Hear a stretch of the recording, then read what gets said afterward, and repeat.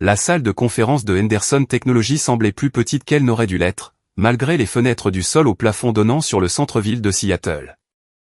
J'étais assise sur la chaise dans le coin, celle la plus proche de la porte, pendant que mon frère Marcus commandait l'attention depuis le bout de la table. 23 personnes remplissaient l'espace, membres du conseil d'administration et cadres supérieurs, leurs costumes coûteux et leurs expressions rodées créant une atmosphère d'importance contrôlée. Avant que nous commencions la revue trimestrielle, a annoncé Marcus, ajustant sa montre Patek Philippe avec une lenteur délibérée, j'aimerais aborder une question personnelle qui me préoccupe. Mon père, Gerald Henderson, était assis 2 sièges à la droite de Marcus, ses cheveux argentés parfaitement coiffés, son costume sur mesure immaculé. À 62 ans, il se portait toujours comme le titan corporatif qu'il avait été avant sa semi-retraite. Il a hoché la tête de manière encourageante vers Marcus, un petit sourire jouant sur ses lèvres.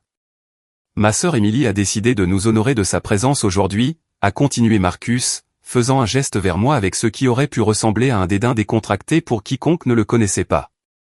Je le connaissais. C'était calculé. Elle a posé des questions sur les opérations de l'entreprise, les structures boursières, des choses qui sont franchement au-delà de sa compréhension. Plusieurs membres du conseil se sont déplacés mal à l'aise. Jonathan Price, le directeur financier qui était dans l'entreprise depuis 8 ans, a étudié l'écran de sa tablette avec une fascination soudaine. Margaret Chin, chef des opérations, a trouvé quelque chose d'intéressant dans sa tasse de café. Marcus, ai-je dit doucement, gardant ma voix égale. J'essayais simplement de comprendre. C'est exactement le problème, a-t-il interrompu, se penchant en avant avec une intensité étudiée. Tu essaies de comprendre des choses que tu ne comprendras jamais. Les vraies affaires, le positionnement stratégique, la dynamique du marché. Il a fait une pause, laissant chaque phrase atterrir avec poids. Tu as un emploi administratif de premier échelon dans une association à but non lucratif. Tu planifies des réunions et commandes des fournitures de bureau. Ce n'est pas du business, Émilie. C'est de l'occupationnel. Ma mère, Patricia, était assise à côté de papa, son sac à main de créateur placé juste comme il faut sur la table. Elle ne m'a pas défendu. Elle ne le faisait jamais quand Marcus était en représentation. Ton frère a triplé les revenus de l'entreprise en 3 ans, a interjeté papa, sa voix portant le tonnerre de quelqu'un habitué à commander des salles. Il nous a étendus sur 4 nouveaux marchés, a sécurisé des partenariats avec des entreprises du Fortune 500, nous a positionnés pour une introduction en bourse qui pourrait rendre cette famille riche sur plusieurs générations, au-delà de ce que j'ai jamais accompli. Et toi, a dit Marcus, son attention me transperçant. Tu vis dans un studio à Capitol Hill. Tu conduis une Honda de 7 ans. Tu fais tes courses chez Target. Il a dit Target comme certaines personnes pourraient dire des charges. Donc quand tu poses des questions sur les structures d'équité et les accords d'actionnaires, tu me pardonneras de ne pas te prendre au sérieux. J'essaie juste d'apprendre, ai-je dit, mes mains jointes sur mes genoux, mon expression neutre. Des années de dîner de famille m'avaient appris que montrer de l'émotion ne leur donnait que des munitions. Apprendre. Marcus a ri, et plusieurs cadres se sont joints à lui avec des gloussements polis. Émilie, j'ai un MBA de Wharton. Papa a construit une entreprise de 200 millions d'euros à partir de rien. Tu as une licence en gestion d'association d'une école d'État. Ce ne sont pas les mêmes choses. Mon téléphone a vibré dans ma poche. Je l'ai ignoré. Je pense que ce que Marcus essaie de dire, a offert maman, son ton suggérant qu'elle était diplomate alors qu'elle remuait le couteau dans la plaie, c'est que nous sommes fiers de ton travail avec ta petite charité. Aider les gens est noble, mais ce n'est pas la même chose que créer de la valeur. Bâtir une entreprise. Comprendre les marchés. Sa charité a 4 employés, a ajouté Marcus. J'en ai 847. L'échelle n'est pas comparable. David Morrison, l'investisseur principal qui avait soutenu la série C de Henderson Technologies, s'est raclé la gorge. Peut-être devrions-nous passer au point de l'ordre du jour. Dans un instant, David, a dit Marcus doucement. Je pense qu'il est important que tout le monde dans cette pièce comprenne la hiérarchie ici. Émilie n'est pas au conseil. Elle n'est pas actionnaire.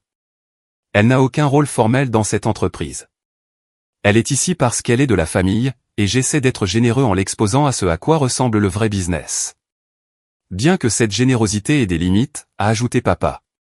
Nous ne pouvons pas avoir quelqu'un qui ne comprend pas les fondamentaux remettre en question des décisions stratégiques. Je ne remettais pas en question, ai-je dit doucement. J'ai demandé sur la distribution des actionnaires parce que tu as vu des papiers que tu ne comprenais pas, a fini Marcus. Oui, Émilie. Les entreprises ont des structures de propriété complexes. Il y a des actions avec droit de vote, sans droit de vote, des actions privilégiées, des poules d'options. Ce n'est pas quelque chose que tu peux saisir en lisant quelques documents. Jennifer Wu, l'avocate générale de l'entreprise, a bougé sur son siège. Elle m'étudiait avec une expression étrange depuis plusieurs minutes. Contrairement aux autres, elle n'avait pas l'air mal à l'aise. Elle avait l'air curieuse. La structure actionnariale est en fait assez simple, a dit Jennifer prudemment. Peut-être qu'Émilie a des questions légitimes sur Jennifer, Marcus l'a coupée avec un sourire qui n'atteignait pas ses yeux. J'apprécie ta minutie, mais je pense que je connais les capacités de ma propre sœur mieux que toi. Elle part d'une bonne intention, mais elle est dépassée. Mon téléphone a vibré à nouveau. Puis encore.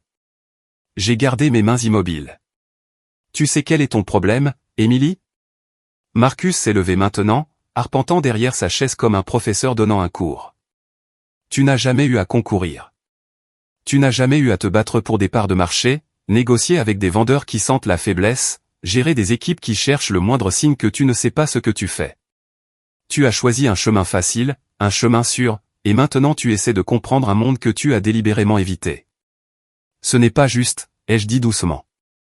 Juste? La voix de papa s'est élevée. Tu veux parler de juste? Est-ce juste que Marcus travaille 80 heures par semaine pendant que tu quittes ton bureau à 17 heures? Est-ce juste qu'il bâtisse quelque chose de générationnel alors que tu te satisfais d'un salaire qui ne couvre probablement pas ce que nous dépensons en vin en un mois? Plusieurs personnes ont détourné le regard. Ce n'était plus une réunion d'affaires. C'était une éviscération familiale avec un public. Je gagne 38 000 € par an, ai-je dit, énonçant un fait, pas une plainte. Exactement. Marcus a bondi. Et j'ai gagné 2,3 millions l'année dernière. Tu comprends la différence? Ce n'est pas de la chance. C'est de la capacité. C'est comprendre le business à un niveau que tu n'atteindras jamais. Marcus a un point, a dit maman, sa voix douce de cette façon particulièrement tranchante qu'elle avait perfectionnée. Tu as 31 ans, Émilie. La plupart des gens à ton âge dans le monde des affaires sont déjà cadres supérieurs, directeurs. Tu fais encore du travail administratif. Nous ne sommes pas cruels. Nous sommes réalistes. Mon téléphone vibrait continuellement maintenant. Qui que ce soit qui appelait n'abandonnez pas, réponds à ton téléphone, a dit Marcus, vérifiant sa montre à nouveau. Probablement quelqu'un qui appelle pour la maintenance de la photocopieuse ou quelque chose d'aussi critique. J'ai sorti mon téléphone.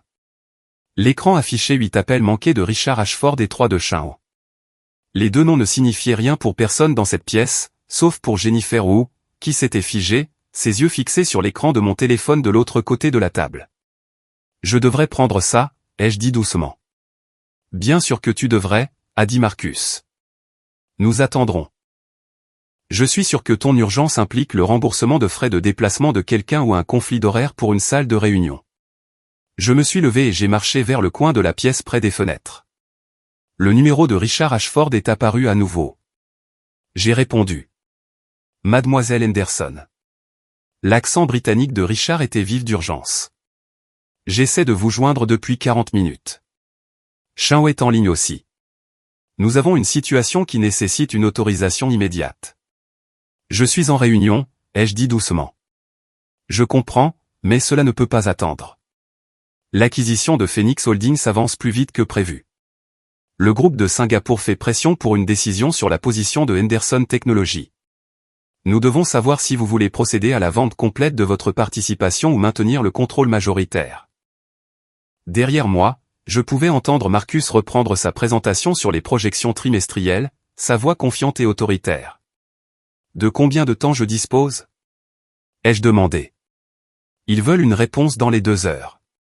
Étant donné la valorisation actuelle à 268 millions €, votre participation de 67% représente environ 180 millions. Mais si Phoenix complète son acquisition en premier, votre position de contrôle devient significativement plus précieuse. Shao calcule une valeur potentielle à 340 millions € d'ici 18 mois. Si vous maintenez le contrôle et exercez certaines options. J'ai fermé les yeux brièvement. 18 mois de planification s'accéléraient plus vite que prévu. Mademoiselle Henderson ? A suggéré Richard. Planifiez un appel d'urgence du conseil d'administration dans 3 heures, ai-je dit. J'aurai besoin de Chao, de l'équipe de Phoenix Holdings et de notre conseiller juridique. La réunion de votre frère sera toujours en cours, a noté Richard.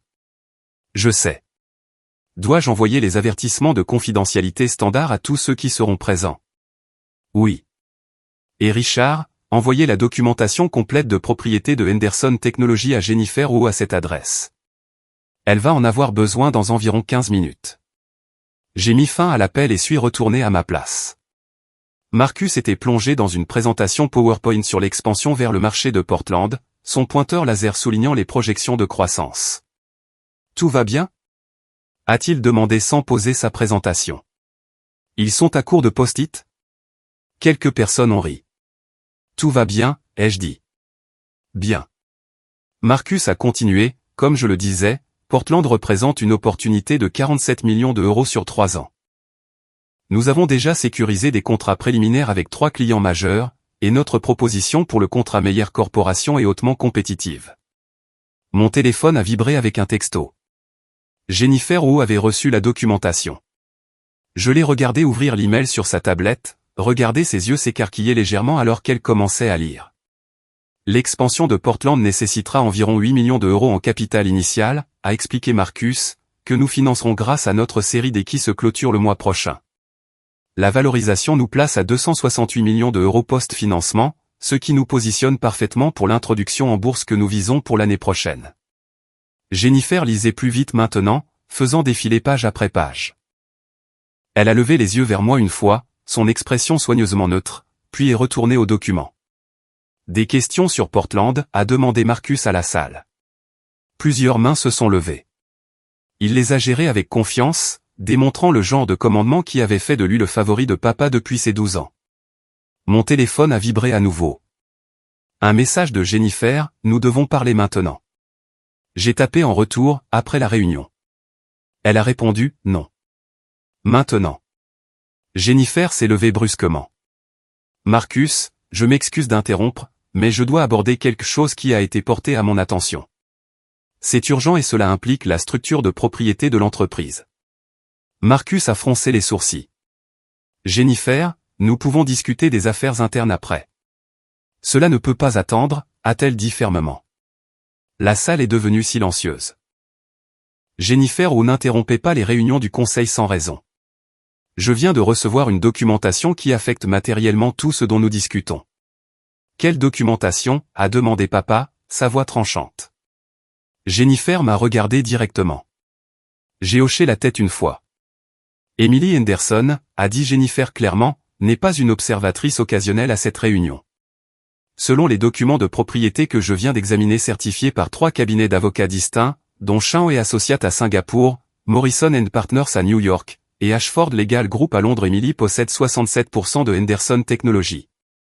La salle a explosé. Marcus a réellement reculé, son pointeur laser tombant sur la table dans un cliquetis. Le visage de papa est passé par 3 nuances de rouge différentes en succession rapide. Le maquillage parfaitement appliqué de maman ne pouvait pas cacher le drainage soudain de couleur de ses joues. C'est impossible, a dit Marcus, sa voix manquant de sa confiance antérieure. Je possède 45% de cette entreprise. Papa possède 30%. Les investisseurs possèdent le reste. Tu possèdes 45% des actions de classe A avec droit de vote, a corrigé Jennifer, sa voix d'avocate précise et sans émotion. Emily possède 67% de l'équité totale grâce à une combinaison d'actions de classe B, d'actions privilégiées et d'instruments convertibles qui ont été établis par une série d'acquisitions stratégiques au cours des 4 dernières années. 4 ans. Papa s'est levé maintenant, les mains à plat sur la table. Quelles acquisitions? Je serais au courant. Vous ne le seriez pas, a interrompu Jennifer, parce qu'elles ont été menées par des véhicules d'investissement intermédiaires. Phoenix Holdings, Chao Capital, Ashford Venture. Les 3 entités ont acheté des actions des premiers investisseurs, des employés qui ont exercé leurs options, et des parties externes qui ont acquis des capitaux propres lors des 3 premiers tours de financement de l'entreprise. Et ces entités sont David Morrison était devenu très pâle. Entièrement détenu par Emily Henderson, a dit Jennifer. J'ai vérifié la documentation avec les 3 cabinets d'avocats. La chaîne de propriété est claire, légale, et a été enregistrée auprès de la SEC depuis 18 mois. Marcus s'est affaissé dans sa chaise. Tu es en train de me dire que ma sœur possède mon entreprise. Je vous dis, a dit Jennifer, affichant les documents sur l'écran principal, qu'Emily possède les 2/3 de Henderson Technologies et les possède depuis avant votre série C et les chiffres sont apparus à l'écran, table de capitalisation détaillée, pourcentage de propriété, date d'acquisition. Mon nom apparaissait à plusieurs reprises via les sociétés intermédiaires. La série C, a dit David Morrison lentement, la compréhension se faisant jour. Phoenix Holdings était l'investisseur principal. Nous pensions que c'était un fonds technologique de Singapour. Ils le sont, a confirmé Jennifer. Un fonds technologique de Singapour entièrement détenu par Emily Henderson et géré par Sean, anciennement associé principal chez Goldman Sachs Singapour. Tu nous as menti pendant des années. La voix de maman était perçante. Je n'ai jamais menti, ai-je dit calmement. Je n'ai jamais prétendu ne rien posséder. Vous avez tous supposé que je ne possédais rien. Vous avez supposé que mon travail à l'association était tout ce que je faisais. Vous avez supposé que je ne comprenais pas les affaires. Ton travail de débutant a commencé Marcus. Et du bénévolat, ai-je fini. Je ne touche pas de salaire. J'ai fondé l'organisation il y a 6 ans, l'ai financée personnellement, et elle opère maintenant dans 14 États avec 83 employés, pas 4. Mais aucun de vous n'a jamais demandé. Le visage de papa était passé du rouge à un violet inquiétant. Si tu possèdes 67% de cette entreprise, alors chaque décision que nous avons prise nécessitait mon approbation, a confirmé Jennifer, ce qu'Emily a fourni via ses représentants désignés au conseil.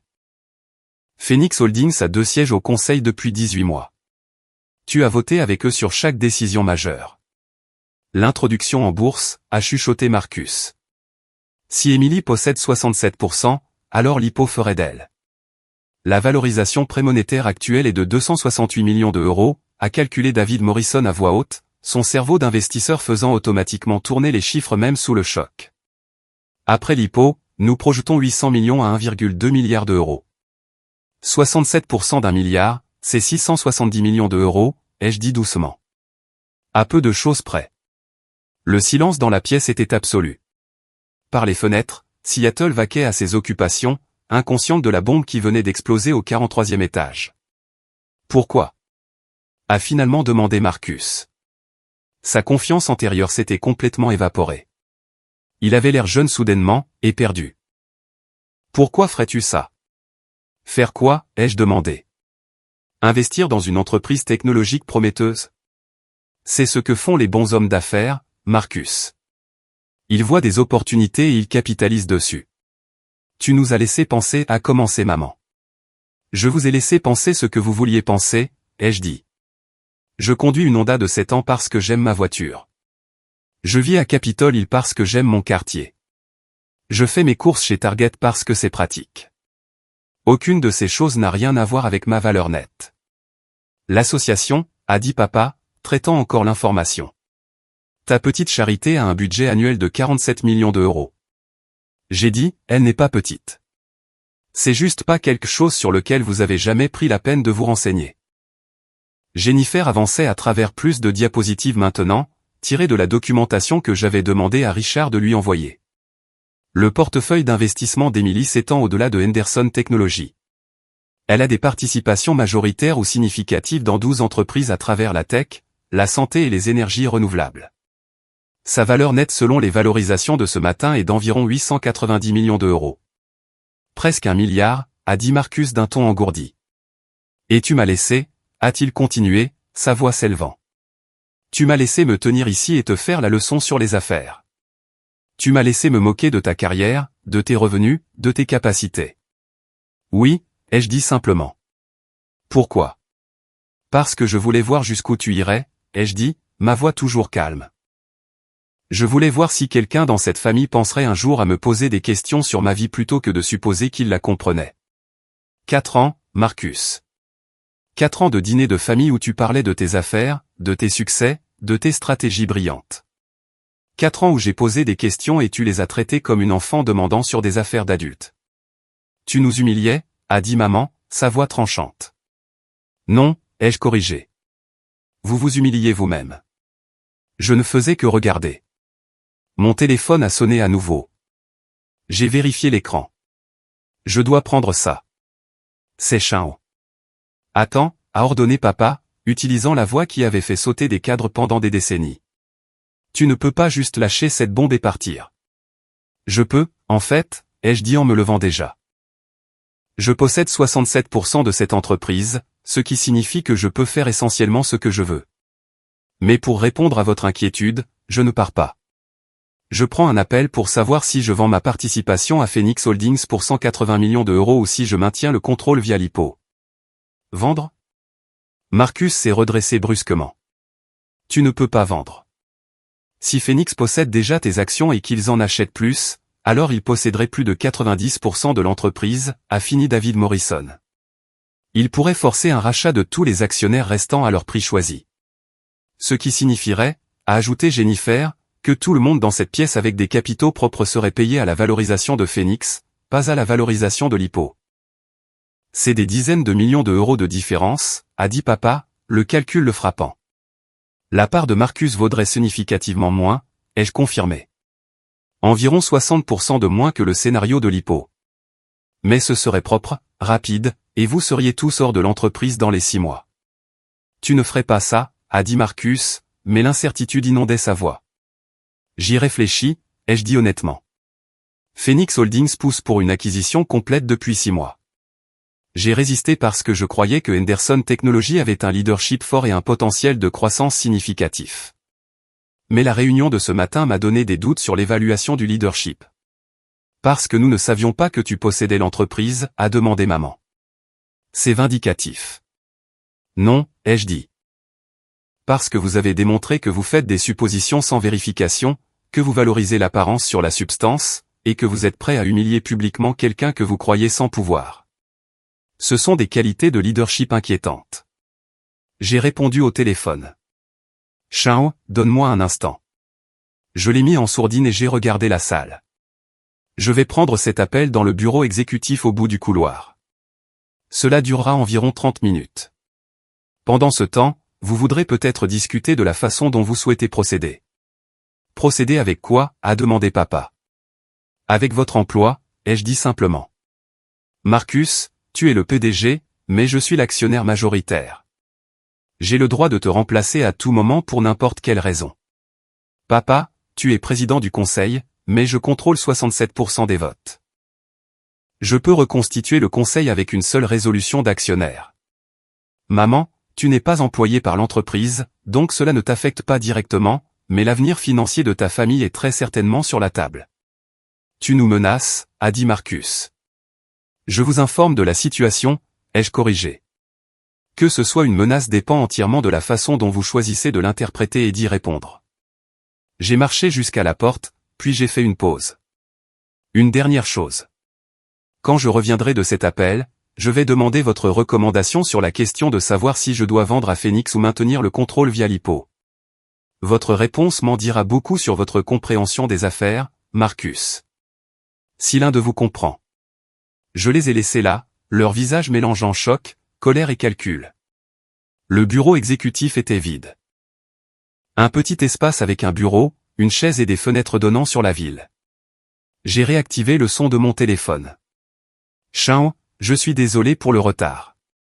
Pas d'excuses nécessaires, a répondu sa voix vive. Chao avait 53 ans, était brillante et totalement sans patience pour les bêtises. Je suppose que la réunion du conseil est devenue intéressante. On peut dire ça. Richard et moi avons modélisé les deux scénarios. Si vous vendez à Phoenix maintenant, vous repartez avec 180 millions d'euros liquides. Sortie propre, plus d'implications. Si vous maintenez le contrôle via l'IPO, le meilleur scénario vous met à 670 millions d'euros dans 18 mois, mais vous restez empêtré avec l'entreprise de votre famille et toutes les complications que cela implique. Et si l'IPO sous-performe, le pire scénario réaliste vous met toujours à 380 millions d'euros. Les fondamentaux de l'entreprise sont sains malgré le style de gestion théâtrale de votre frère. Mais Émilie, ce n'est pas vraiment une question financière, n'est-ce pas? Non, ai-je admis. C'est de savoir si vous voulez les punir ou leur prouver quelque chose. Et je vais vous dire ce que je dis à tous mes clients. Ni la punition ni la preuve ne devraient conduire les décisions d'investissement. Alors qu'est-ce qui devrait? Ce qui sert vos intérêts. Ce qui vous rapproche de vos objectifs. L'opinion de votre famille sur vous ne devrait pas être un facteur dans une décision à 180 millions d'euros. Par la fenêtre du bureau, je pouvais voir les ferries d'Elliott Bay traçant des lignes blanches sur l'eau bleue. Seattle s'étendait en contrebas. Des milliers de vies vécues par des gens qui n'avaient aucune idée qu'une femme dans un bureau d'angle décidait du sort financier de centaines d'employés et de sa famille entière. L'association pourrait faire beaucoup avec 180 millions, ai-je dit. Elle pourrait, a convenu Chao. Vous pourriez vous étendre aux 50 États, tripler votre impact, aider des dizaines de milliers de personnes en plus. C'est une considération valide. Ou je pourrais maintenir le contrôle, guider l'entreprise à travers l'IPO, potentiellement finir avec beaucoup plus d'argent et beaucoup plus de capacité à créer du changement. Valide aussi. Mais je devrais travailler avec Marcus, avec papa, avec un conseil qui vient de les regarder m'humilier. Oui. Bien que je soupçonne que cette dynamique particulière serait considérablement différente à l'avenir. J'ai ri malgré moi. C'est un euphémisme. Que vous dit votre instinct? J'ai pensé au visage de Marcus quand Jennifer a révélé la structure de propriété. À la rage violette de papa. Au choc de maman que sa fille décevante n'était pas décevante du tout, juste décevante pour eux. Je pense, ai-je dit lentement, que je veux voir ce qu'ils font dans les 30 prochaines minutes. Choix intéressant, a dit Chao. Je vais préparer les documents pour les 2 scénarios. Appelez-moi quand vous décidez. J'ai mis fin à l'appel et me suis assise dans le fauteuil du bureau exécutif, pivotant pour faire face à la fenêtre. Mon téléphone a vibré avec un texto. Jennifer, il se dispute. Puis, ton père exige qu'on vérifie tout. Puis, Marcus est très calme. Ça pourrait être pire. 28 minutes plus tard, je suis retourné dans la salle de conférence. L'atmosphère avait complètement changé. Tout le monde était assis à sa place, mais la confiance décontractée d'avant avait été remplacée par autre chose. Calcul, peur, respect, peut-être, bien que je ne sois pas sûr de vouloir ça de ces gens. Marcus s'est levé quand je suis entré. Le geste était inhabituel, étranger. Il ne s'était jamais levé quand j'entrais dans une pièce de sa vie. Émilie, a-t-il dit, sa voix soigneusement contrôlée. Nous aimerions nous excuser. Ce n'est pas ce que j'ai demandé, ai-je dit en retournant à ma place. J'ai demandé votre recommandation sur la vente Phoenix. Ne vends pas, a dit Marcus immédiatement. L'entreprise vaut plus dans le scénario de l'IPO. Significativement plus. Tu laisserais des centaines de millions sur la table. C'est ton opinion professionnelle, ai-je demandé. Oui. Et le fait que vendre te ferait sortir à une valorisation significativement plus basse n'a rien à voir avec cette opinion? Il a eu la grâce de grimacer. C'est un facteur, a-t-il admis. Je ne vais pas prétendre le contraire. Mais c'est aussi vrai. Henderson Technologies est positionné pour une croissance explosive. L'expansion de Portland n'est que le début. Nous avons Seattle, San Francisco et Austin qui produisent déjà de forts revenus. Portland ajoute un autre marché majeur. Puis Denver, Phoenix, Chicago. D'ici 3 ans, nous pourrions être l'acteur dominant dans notre espace. Nous, ai-je noté. Choix de pronom intéressant. Tu possèdes l'entreprise, a dit Marcus. Je suis le PDG que tu as engagé essentiellement, même si cette embauche s'est faite indirectement. Et si je choisis de te virer? La salle a retenu son souffle. Alors je serai déçu, a dit Marcus. Parce que j'ai passé 3 ans à bâtir quelque chose en quoi je crois. Mais je comprendrai. Je le mérite, en fait, pour la façon dont je t'ai parlé aujourd'hui.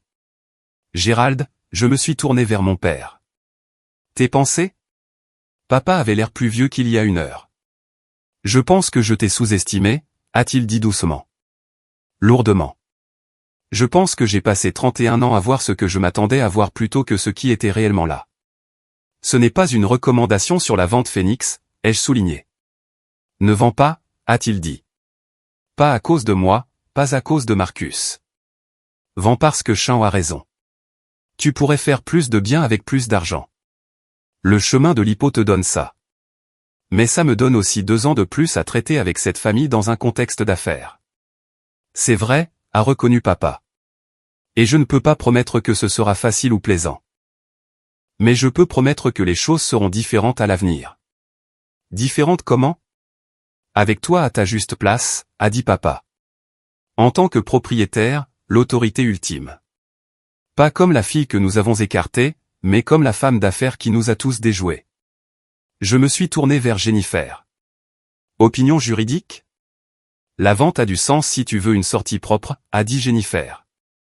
Maintenir le contrôle a du sens si tu veux bâtir quelque chose. Les deux sont des choix défendables. Bien que je noterai que Phoenix Holdings remplacerait probablement toute l'équipe exécutive s'il prenait le contrôle total. Donc tu condamnerais tout le monde dans cette pièce au chômage.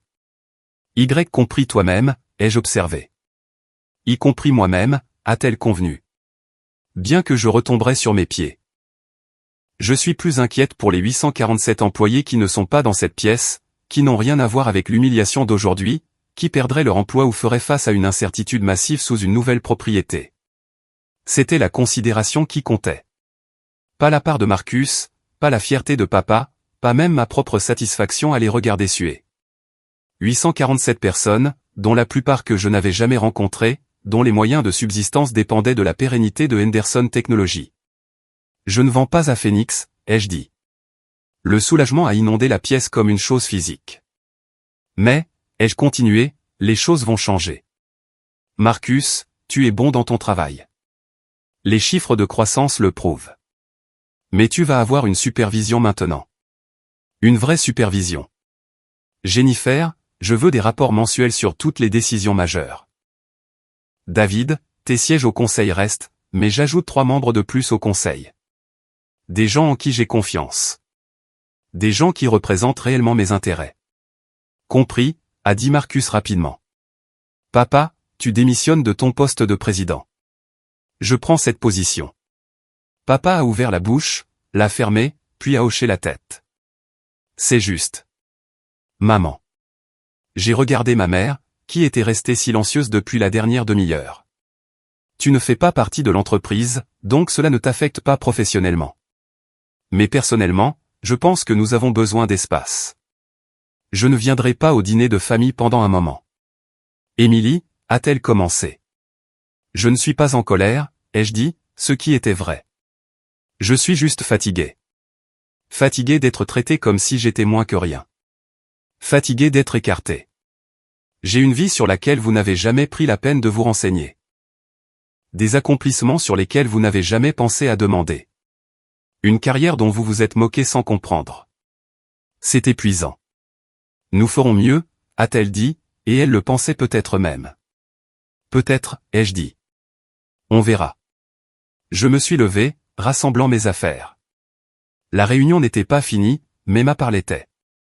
Émilie, a dit Marcus alors que j'atteignais la porte.